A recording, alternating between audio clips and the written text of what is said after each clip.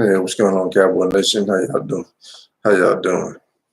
I'm just gonna wait about 1 minute, just about 1 minute, and only because I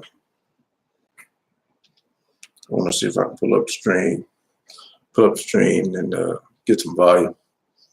And pull up the stream, get some volume because I did this once before. I haven't really done lives. I'm just one of the few lives I've done, and so I guess what I'm trying to do is just see if I can pull this up, make sure the volume's good, make sure you guys can hear me, make sure all this kind of stuff. And so I'll check that out. And so I'm gonna now that I checked that out and I know that that's good, let's get into it. Hey, Cowboy Nation, this is Cowboys Abroad. Thank you for watching. Thank you for tuning in. Thank you for subscribing. All that good stuff. Let's get into some talk about the Seattle Seahawks game. This is one of my first lives, and so one of my few first lives. I may have done one or two, and just for testing purposes, check it out. So if I'm not, so if this ain't perfect, please forgive me. But I'm gonna do my best to get into this talk. And what I want to talk about is basically just the game, in the game, and how we gonna fare out, and how this thing should stake out. Let's start with the keys to the game. Keys to the game. Well, let's basically just say fundamentals of the game, because by now, there ain't but a handful of games that you win. Only a handful of ways that you win and you lose games. And you lose games basically by getting away from your fundamentals. And so you gotta know, you gotta stick with your fundamentals, and just play solid football. What does solid football mean? What does solid football mean? What does fundamentals mean? Well, that means stand true to what you do. First of all, the things that go without saying. The things that go without saying, like we need to tackle well. We need to tackle well. I've seen a few games where we didn't tackle well. This last particular game we played, we didn't tackle well. We didn't stop the yards out of the catch. We got to stop the yards out of the catch. Where they catch the ball, that's where we need to stop them at. Not a lot of the yards out of the catch. We need to do that. The other thing is we need to stay in good down and distance situations. We do best when we eliminate mistakes and turnovers. We stay within good down and distance situations and don't have a bunch of penalties that we have to contend with and try to dig ourselves out of a hole. We do our best. The other thing is, and this is probably one of the most important, and that's stay balanced. We are a balanced team. We need to stay balanced. Need to stay balanced between the run and the pass. I'm gonna get into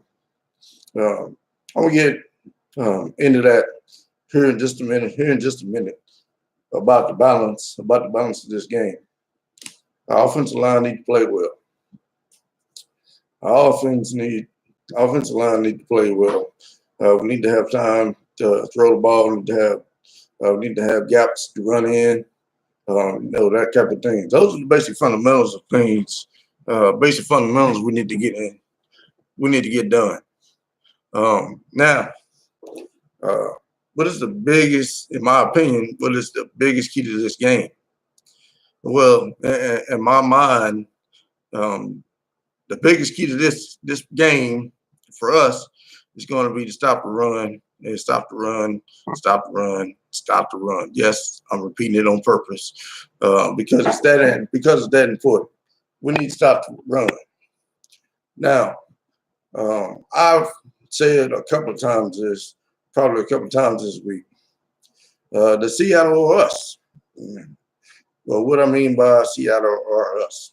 Well, Seattle is a run first team. Seattle is a balanced team, and they play ball similar to the way we do. Um, well, and that's just the reality, the nature. That's just the reality, the nature of how it shakes out. They win games the same way we win games, which is they win games with time possession domination. They win games with their running game, extended plays with their running game. Um, well, and how do we compare to Seattle in that regard? How do we compare to Seattle in that regard? It's important to note. It's important to note that Seattle typically uh, is run by committee.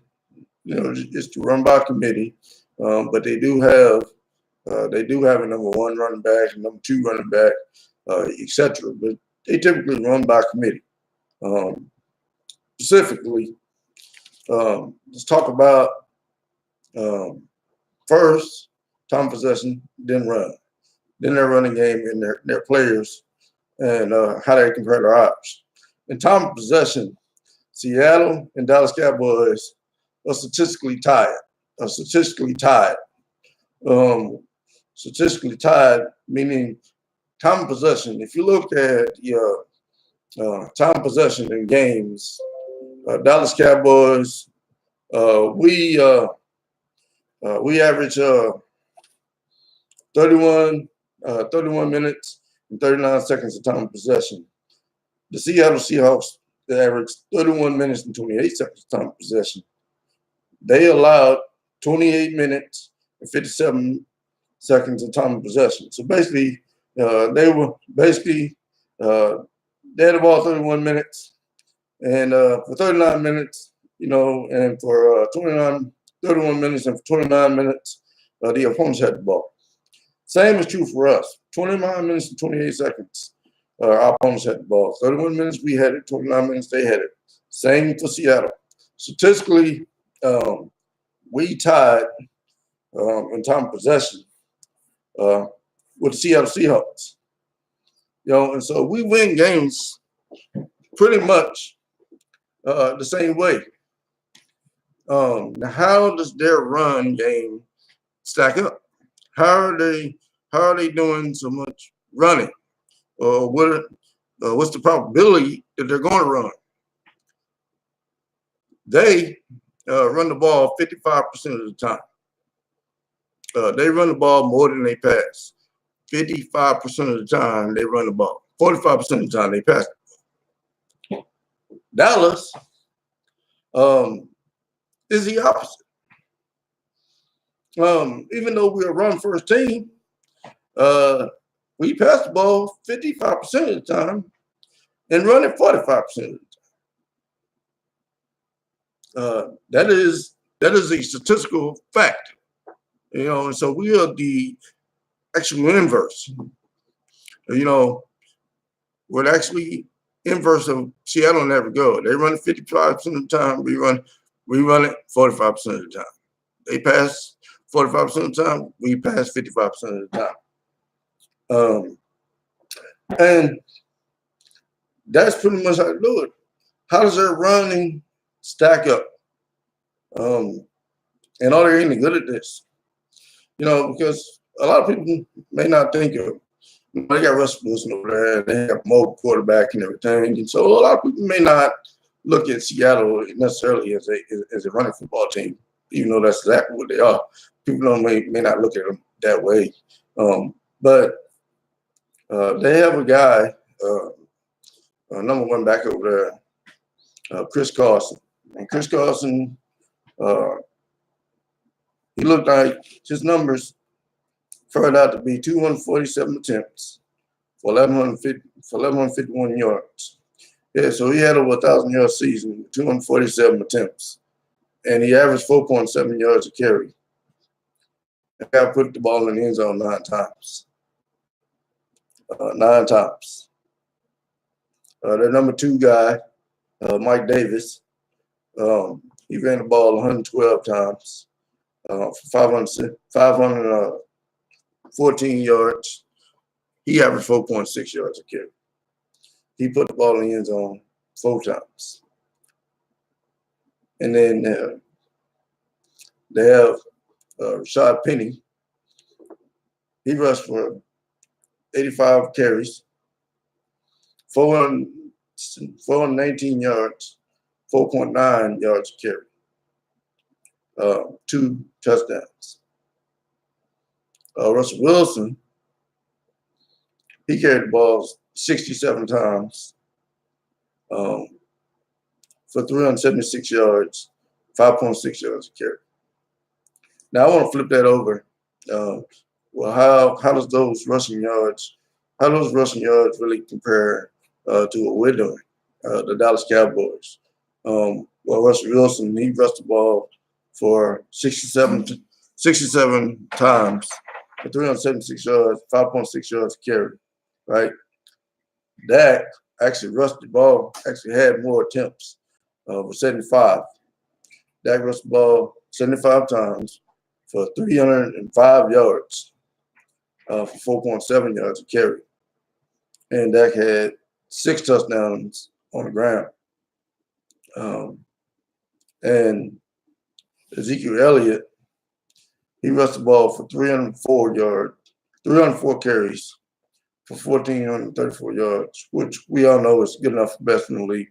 Best in the league stats, but his average was 4.7 yards a carry. And he put the ball in the end zone 6 times. And our next back was Rod Smith. 44 carries, 127 yards, 2.9 yards a carry, 1 touchdown.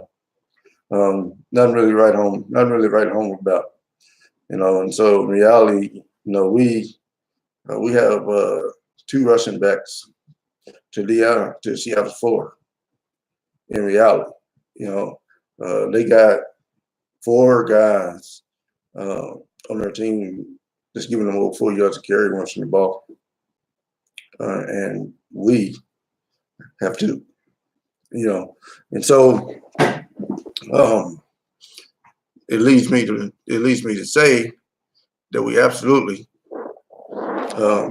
have to stop the run as a priority, because these guys can get us live. These guys can get us live with the running game. Zeke and Ozzy. These guys got a running game by committee that is really 4 guys on the team giving you 4 yards a carry. That's pretty remarkable. To say the least, it's impressive.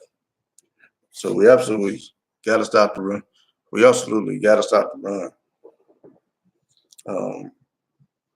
When it comes to rushing, Dallas is number 8 in the league. I say that again. Dallas is number 8 in the league when it comes to rushing. Even though we have the number 1 rushing, even number 1 running back, we're number 8 in rushing. Seattle's number 1 in the league in rushing.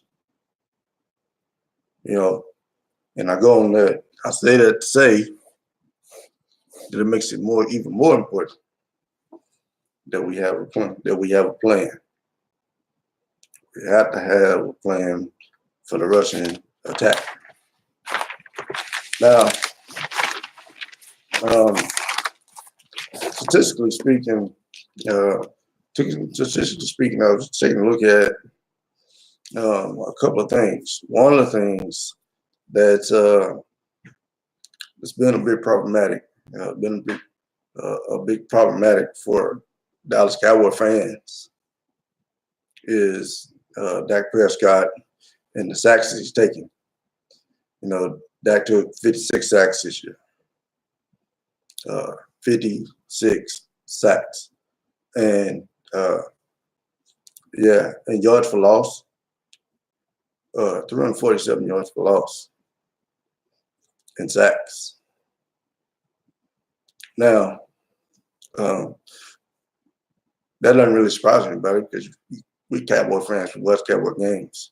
What may come as a surprise to you is the QB for Seattle Seahawks, Russell Wilson. to 51 sacks and actually had more yards for loss than Dak Prescott did with 355. I say that again. Russell Wilson took 51 sacks and had yards for loss of 355 yards. Lost more yards than Dak did with his 56. Neither one of them anything to write home about, anything to brag about. I just said to say that sacks in the NFL are not unprecedented, and even the great QBs, and most people agree that Russell Wilson is a great QB. I don't know many football fans that don't know that, but he had a lot of sacks this year. He had a lot of yards for loss this year. And on him and Dak are pretty much statistically tied in every category, in every category but one. That separates the two. Dak completed 67% of his passes. Russell Wilson 65% of his passes. Dak had about 3,800 yards on the year. Russell Wilson, and let me look at it real quick because I don't want to quote it wrong. I don't want somebody to be mad. I don't want somebody to be mad at me. Somebody saying I'm lying about this or something like that. I want to make sure I'm accurate on this. But Russell Wilson, he threw total passing yards 3,448. Okay, completed 65.6%.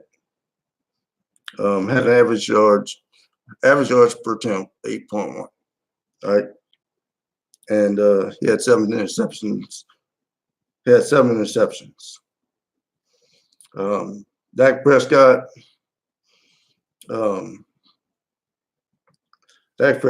He completed 356 passes. He threw for 526, completed 356 of those. Threw for 3,885 yards, almost 4,000 yards. At a completion percentage of 67.7. So Dak Prescott actually had a better completion percentage than Russell Wilson. His yards per attempt 7.4 compared to Russell Wilson's 8.1. Not a great disparity there. Pretty much statistically tied in that area. The difference between Dak had a QB rating of 96.9. Russell Wilson had a QB rating of 110 because of the one difference between the two, and that was touchdown percentage.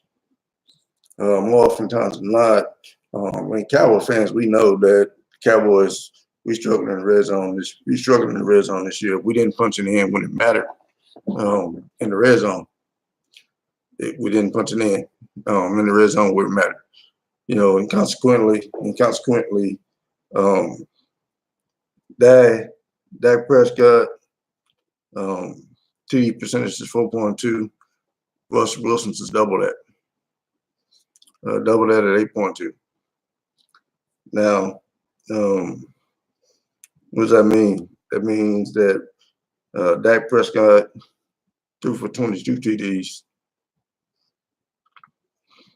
and Russell Wilson 35 TDs. 35 TDs. And so Russell Wilson separated himself by Dak by being able to punch in the end zone with the touchdowns when it really mattered. And on the season, Seattle Seahawks, they scored 52 touchdowns compared to Dallas' touchdowns of 36. And so it was a red zone efficiency and the ability to score touchdowns score touchdowns. It really separated. There really is the difference between Dallas, and Seattle. Other than statistical performance wise, Dallas measures up very well with this team. Very well with this team. This team plays a similar style to us. We play the same style of offense. They got great linebackers over there. We got great linebackers on our side. They got guys that can get at the ball. They got guys that can get at the QB. We got guys that can get at the QB. They got to move a quarterback. We got to move a quarterback. So, in statistics, we've proven that we can get it done. We've proven we can get it done with the pieces that we have. Analytically speaking, so it really comes down to this, Cowboy Nation. Can we get our offense? Can we get our offense going? Can we score? Can we punch it in the red zone instead of settling for field goals? Instead of walking away with block kicks and all this kind of nonsense, can we just go touchdowns? I mean, if the answer is yes, then we can be Seattle Seahawks. We can beat Seattle Seahawks by simply doing this. Stand true to what we do. Being balanced. Run Zeke, run Dak Prescott. Throw the ball down. Convert on third downs. Stay in good down and distance situations. Throw the ball down the field. Keep it off. Keep the defense honest. Don't allow them to sit on routes. Don't allow them to predict what we're gonna do. Go down, go deep, throw deep, get it downfield. Make those guys respect what we're trying to do. If we do that, we're gonna be fine. And that's really all we got to do in order to win this. All we really got to do to win this game. We're built and designed to compete with this. We're built and designed to compete with this time. To compete with this team. We had the puzzle pieces. We just had to put them together. And go play. And me personally, I'm looking forward to the Dallas Cowboys walking away with the W. Holding our head high, moving on to the next round. But we got to get it done first. We got to go get it done, and we can do that. We can do that with no problem. It's not an issue. Cowboys Abroad. I'm talking on Cowboys Abroad. Thank you for watching. Thank you for subscribing. I'm gonna check it out. Leave it right here. I've been talking numbers now for about 25 minutes. There's only so many numbers you can talk, and really the only real number that really matters, is 1-0. Which is what you want to be after you finish playing this playoff game. You want to be 1-0. When you go play against Seattle, you want to walk away 1-0 and then go play the next game. Cowboys Buzz, thank you for watching. Thank you for subscribing. I'm out. Please, if you like the video, hit the like button. If you like the video, hit the like button. And if you like what you're seeing, subscribe, hit the notification bell, and all that good stuff.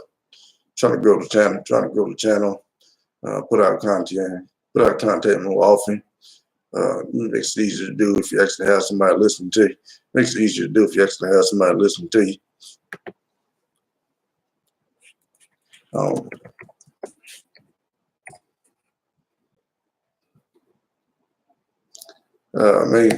Makes it easier if I have somebody. Makes it easier if you have somebody listening to you. So we're gonna try to get it done. I appreciate it all.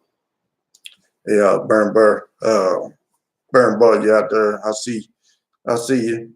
Yeah, I was just talking about the Cowboys, running through the numbers. how we statistically stack up with the Seattle Seahawks, and that we the way we play ball, we measure up well with the Seattle Seahawks, and we should be able to send them packing, out of D-Town, wishing they were going to the next round like we are, so that's what we're looking for. That's what we're striving for. We got all the puzzle pieces. All we gotta really do, all we gotta do now is fix our red zone woes, or red zone issues, and then we'll be fine. And let's see, that Giants game actually gave me some hope that we on the right track. That we gonna work it out and get it fixed, and punch the ball in the end zone, and go take home the W. I appreciate it all, man. Thank you for tuning in. Yeah, man. Watch the replay, man. I'm trying to keep it on 30 minutes to make it easier for people to go back and watch. Talk a lot of numbers and everything. Yeah, man. I agree. We looked great in that game. I almost wish, man, we were playing Seattle that game. I don't really think, man, that Seattle would have nothing for us. We play like that against Seattle. I don't think they have anything for us.